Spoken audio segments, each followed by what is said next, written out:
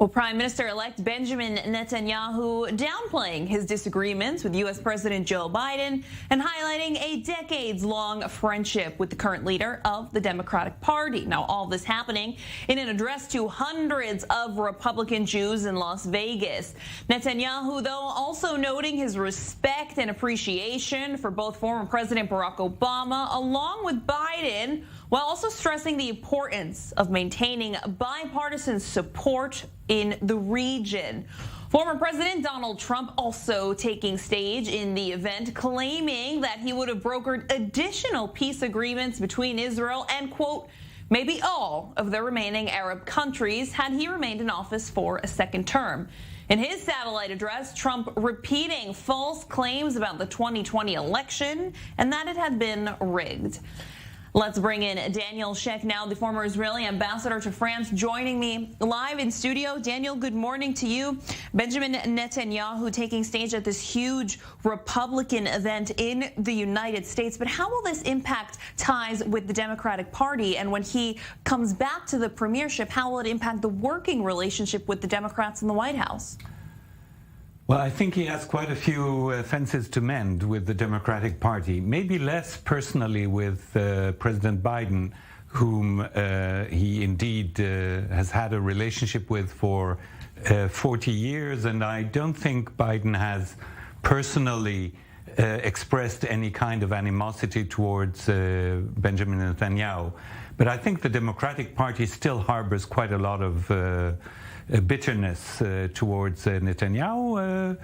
You know, it has to be said. He sided very clearly with the Republican candidates in the last two elections, in the elections around Donald Trump, the one he won and the one he lost.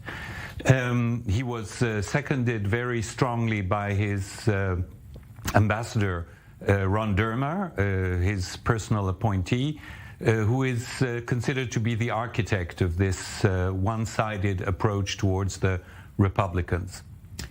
And let's talk about Netanyahu being careful to address former President Donald Trump at this event. Netanyahu did say, though, that improved ties between Israel and Arab states has to do with the Iranian threat. Now, both Donald Trump and Netanyahu hoping for more peace agreements. Trump saying specifically taking a jab at Joe Biden for not expanding the Abraham Accords to Saudi Arabia. But the Saudis earlier this year throwing out any sense of normalization, saying that this was not true and that the overflight rules that they had put in place had nothing to do with normalizing ties with Israel. But where do they stand now? Well, it hasn't changed. I think they're not about to normalize relations.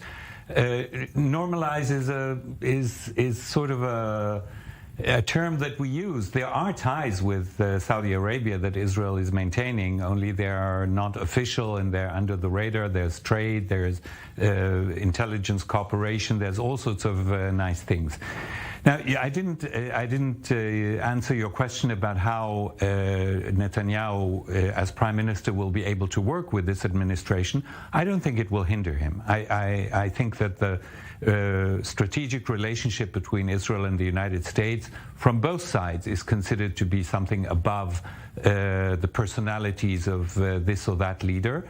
I hope he will maintain a bipartisan approach, as most prime ministers in Israel have done. It's probably the most important asset that we have in our relations with the U.S. Daniel Sheck, former Israeli ambassador to France, live in studio with me this morning. Thank you.